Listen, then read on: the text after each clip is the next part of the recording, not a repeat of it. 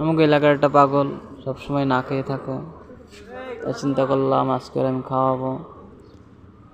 তা খাওয়ানোর আগে ওরা একজন খাওয়া গেছে এখান থেকে, তাই দোকানদার আমাকে বলতেছে ওরা একজন খাওয়া গেছে, টাকা রেখে যাও পরে খাবে না।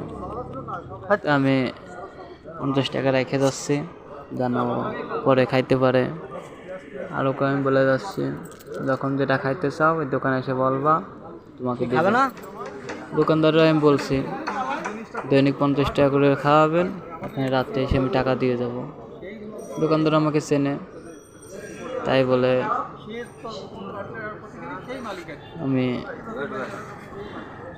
আমি একটা রুটি একটা কলা ওকে দিতে যাচ্ছিলাম, কিন্তু বলতেছে না পেট ভরা আছে এখন খাবো না।